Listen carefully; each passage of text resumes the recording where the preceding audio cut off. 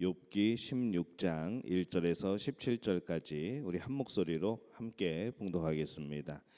욥이 대답하여 이르되 이런 말은 내가 많이 들었나니 너희는 다 재난을 주는 위로자들이구나. 헛된 말이 어찌 끝이 있으랴. 내가 무엇에 자극을 받아 이같이 대답하는가. 나도 너희처럼 말할 수 있나니 가령 너희 마음이 내 마음 자리에 있다 하자. 나도 그럴듯한 말로 너희를 치며 너희를 향하여 머리를 흔들 수 있느니라. 그래도 입으로 너희를 강하게 하며 입술의 위로로 너희의 근심을 풀었으리라. 내가 말하여도 내 근심이 풀리지 아니하고 잠잠하여도 내 아픔이 줄어들지 않으리라. 이제 주께서 나를 피로하게 하시고 나의 온 집안을 패망하게 하셨나이다. 주께서 나를 시들게 하셨으니 이는 나를 향하여 증거를 삼으심이라. 나의 파리한 모습이 일어나서 대면하여 내 앞에서 증언하리이다.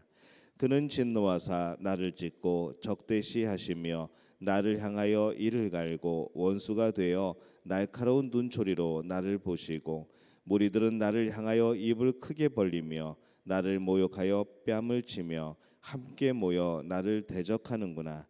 하나님이 나를 악인에게 넘기시며 행악자의 손에 던지셨구나. 내가 평안하더니 그가 나를 꺾으시며 내 목을 잡아 나를 부서뜨리시며 나를 세워 관역을 삼으시고 그의 화살들이 사방에서 날아와 사정없이 나를 쏘므로 그는 내 콩팥들을 꿰뚫고 그는 내 쓸개가 땅에 흘러나오게 하시는구나. 그가 나를 치고 다시 치며 용사같이 내게 달려드시니 내가 굵은 배를 꿰매어 내 피부에 덮고 내 뿔을 티끌에 더럽혔구나.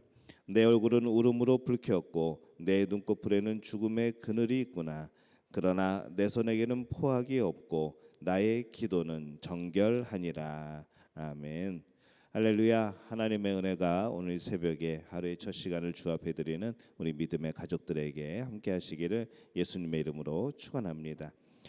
오늘 이 말씀은 욥과 세 친구의 대화의 두 번째 장에서 첫 번째 충고자였던 이 엘리바스에게 욥이 대답한 그런 내용입니다.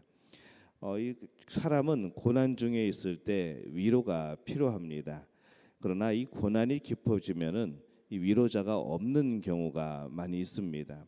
2절에 보면은 이런 말은 내가 많이 들었나니 너희는 다 재난을 주는 위로자들이구나라고 말을 합니다. 이 욥은 그 친구들에게 재난을 주는 위로자라고 그렇게 말을 하고 있습니다.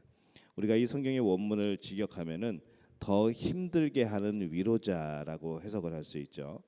그래서 욥의 친구들은 본래 욥을 위로하기 위해서 찾아왔습니다. 그런데 이 욥과 대화를 나누면서 그들은 욥을 위로하기보다는 더 힘들게 만드는 그런 결과를 낳게 됩니다.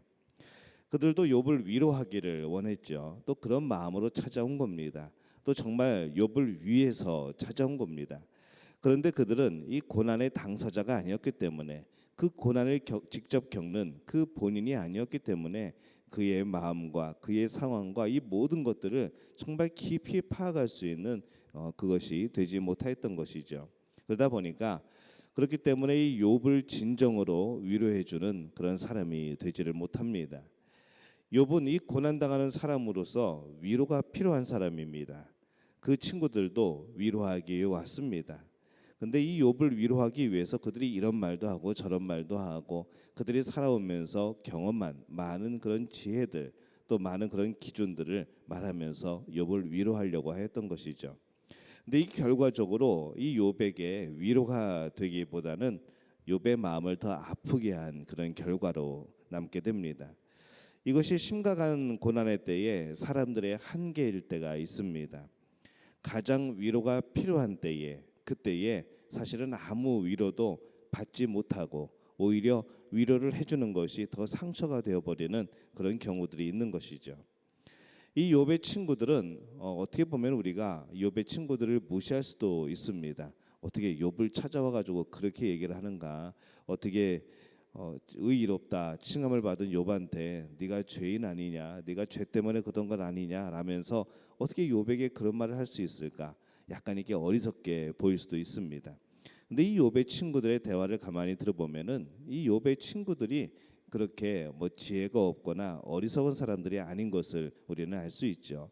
사실 우리가 생각지 못한 그런 부분까지도 이 욥의 친구들은 배려하고 생각하고 고민하고 그렇게 말을 꺼내는 모습을 봅니다. 하지만은 결국 욥에게는 위로가 되지 못한 것을 또 봅니다. 이것이 사람이 우리의 위로자가 될 때의 한계이며 바로 그것이 우리의 연약함인 것이죠. 그래서 정말로 심각한 그런 고난의 때에는 오히려 위로자가 없을 수 있다는 것을 우리는 늘 기억하고 있어야 합니다. 위로자가 있으면 좋겠지만은 때로는 없을 수도 있다는 사실을 기억하고 이 욥처럼 위로자가 없는 절대 고난이 있을 수도 있다는 우리가 그런 생각을 늘 해야 되는 것이죠. 우리가 고난을 받을 때에 우리를 위로해 주는 사람이 없는 것을 이상하게 여기지 말아야 됩니다. 때로는 아무것도 위로가 되지 않을 수 있음을 또 기억을 해야 됩니다. 그렇게 위로자가 전혀 없을 수 있는 것이죠. 때로는 고난은 그렇게 혼자 이겨내야 될 때가 있습니다. 이 고난을 받을 때 하나님으로부터 위로를 들으면 더없이 기쁜 일이고 좋을 겁니다. 그런데 때때로는 이 하나님께서 위로자가 되기보다는 나를 공격하시는 분으로 느껴질 때도 있다는 것이죠. 오늘 그 욥이 느끼는 이 하나님에 대한 감정이 그렇습니다. 하나님이 나의 위로자가 되셔야 되는데 하나님을 향하여서 하나님이 나를 공격하시는 분으로 그렇게 고백을 하고 있는 것을 보는 것이죠. 7절에 보면은 이제 주께서 나를 피로하게 하시고 나의 온 집안을 패망하게 하셨나이다.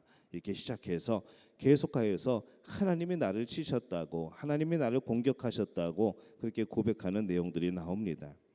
오늘 이 말씀에서 욥은 하나님께서 자신을 피로하게 하였고 패망하게 하셨고 시들게 하셨고 진노하시고 자신의 원수가 되신다고 그렇게 고백을 하고 있습니다. 그렇게 고난의 때에는 하나님께서 위로자가 되기보다는 오히려 그 반대로 나에게 고난을 주시는 분으로 그렇게 우리가 이해할 때도 있다는 것이죠.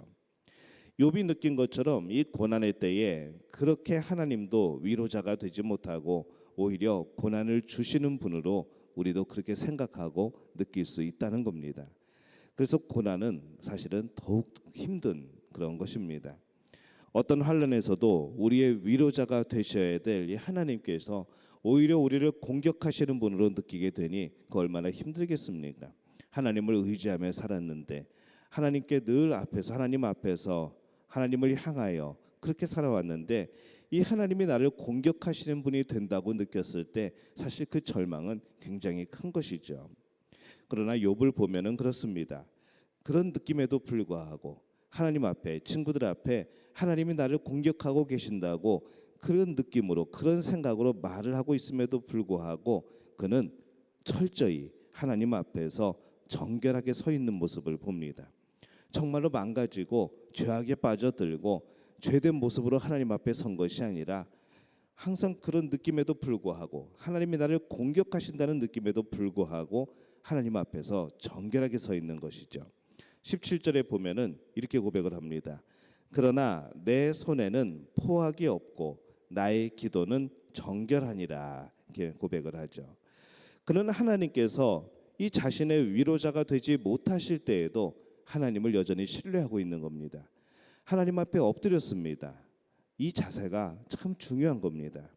하나님께서 위로자가 되지 못하실 때에도 하나님 앞에 엎드리는 것, 그것이 하나님을 향한 신뢰입니다. 믿음이죠. 이것을 우리는 절대 믿음이라 그렇게 부릅니다. 사실 하나님이 위로자가 되지 않으시겠습니까? 하나님이 위로자가 되시죠. 하지만은 마치 고난의 때에는 하나님이 공격하시는 것처럼 하나님이 나를 위로하시지 않고 오히려 내 마음을 상처내시는 것처럼 그렇게 우리들이 느낀다는 겁니다. 하나님이 그렇게 하시는 것이 아니라 우리들이 그렇게 느끼고 생각하는 것이죠. 사람들은 하나님께서 그들에게 좋은 것을 주시는 것 같으면 믿는 사람 같다가도 하나님께서 그에게 무엇인가를 주지 않거나 자신에게 응답하지 않거나 특별히 내 삶에 여러 가지 어려움이 닥치게 되면은 그 고난을 하나님이 주셨다고 생각하고 하나님 앞에서 등 돌리는 그런 모습들의 사람들이 참 많습니다. 그러나 욥은 하나님께서 자신에게 고난을 주시는 분이라 그렇게 말하면서도, 그렇게 한탄하면서도 끝까지 하나님 앞에 엎드리는 모습을 우리에게 보여주고 있습니다. 이것이 바로 욥이 가진 믿음인 것이죠. 아파하면서도 하나님 앞에 엎드리고 있습니까? 하나님께서 나를 위로하지 않으셔도 하나님 앞에 엎드려야 합니다. 욥을 위로하기 위해서 온 친구들이 욥에게 위로자가 되지 못하고, 심지어는 욥이 느끼기에 하나님마저도 위로자가 되지 못하는 것을 봅니다. 그럼에도 불구하고 이 욥은 끝까지 하나님 앞에 엎드리는 겁니다. 하나님께서 자신을 위로하지 않으셔도, 하나님께서 자신을 공격하시는 것으로 느껴져도 그는 하나님 앞에 엎드리는 것이죠. 왜냐하면 우리는, 그리고 욥은 하나님의 지혜의 깊이를, 우리를 사랑하시는 이 하나님의 사랑의 깊이를 헤아릴 수 없기 때문에 그렇습니다. 헤아릴 수 없기 때문에 공격하는 것처럼 느껴지는 것이죠. 헤아릴 수 없기 때문에 나를 버린 것처럼 느껴지는 겁니다.